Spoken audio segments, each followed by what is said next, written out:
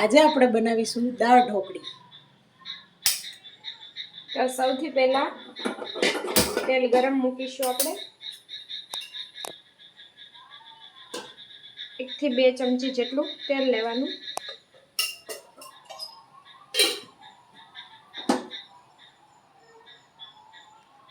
તેલ ગરમ થાય એટલે તેની અંદર આપણે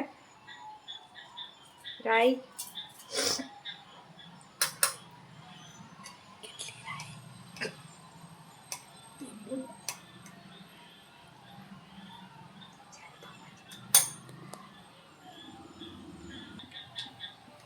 તેલ ગરમ થાય એટલે તેની અંદર આપણે અડધી ચમચી રાઈ ઉમેરીશું, અડધી ચમચી જીરું, ચપટી હિંગ, એની અંદર આપણે ખડા મસાલા ઉમેરીશું, તજ, લવિંગ, તમાલપત્ર અને લીમડો ઉમેરીશું। વઘાર થઈ ગયા બાદ દાળ ઉમેરીશું આપણે।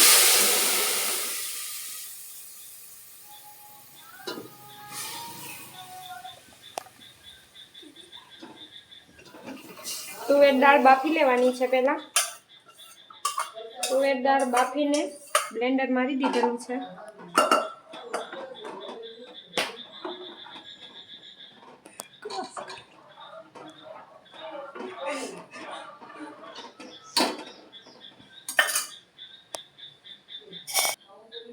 તુવેરની દાળ આપણે 1 કપ જેટલી લીધેલી છે અને બાફીને એની અંદર મરચું અને ટમેટું ઉમેરીને બાફી લીધી છે। ત્યારબાદ એને ક્રશ કરી લેવાની છે। દાળ થોડી પતલી જ રાખવાની છે જેથી કરીને ઠીક ના થઈ જાય। હવે તેની અંદર થોડા મસાલા ઉમેરીશું આપણે।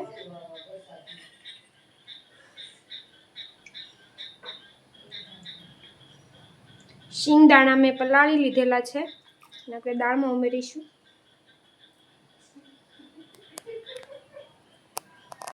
ત્યાર પછી આપણે મસાલા ઉમેરીશું। અડધી ચમચી હળદર પાવડર, 1 ચમચી ધાણા જીરું પાવડર,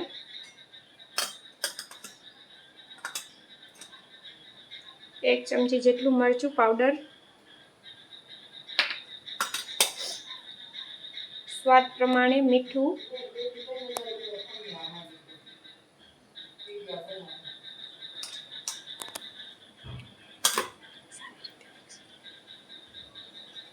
બધા મસાલા ઉમેર્યા બાદ તેને સારી રીતે મિક્સ કરી દેવાના છે।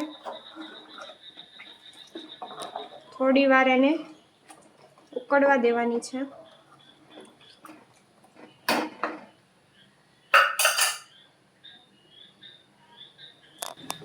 તમે જોઈ શકો છો સારી રીતે ઉકળી ગઈ છે દાળ।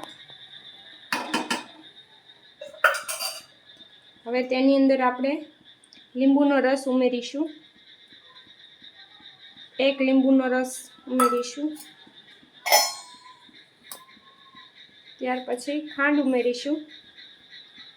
ગળી ભાવતી હોય તો વધારે ઉમેરવાની, બાકી 2 થી 3 ચમચી જેટલી તમે ઉમેરી શકો છો।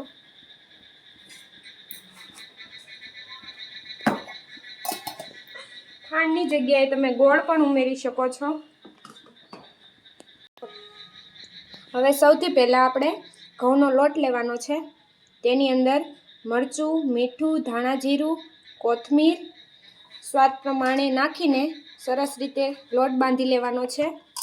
રોટલીથી સહેજ કડક સરસ રીતે એને મસળીને 5 મિનિટ માટે રેસ્ટ આપી દેવાનો છે। રેસ્ટ આપ્યા બાદ આપણે સરસ રોટલી જેવી પતલી વણીને ઢોકળી બનાવવાની છે। ત્યારબાદ એને કટ કરીને હવે આપણે દાળની અંદર એડ કરીશું।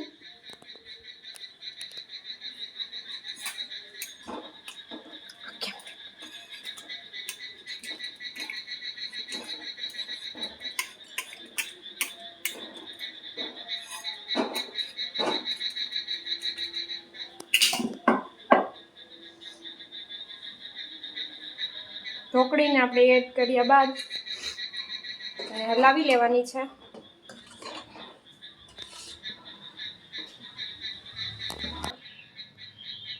ચાલો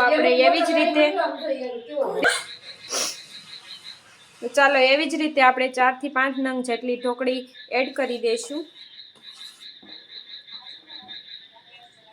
તમે વધારે પણ ઉમેરી શકો છો.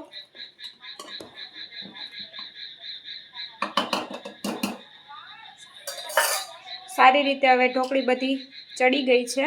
હવે તેની અંદર આપણે કોથમીર એડ કરીશું.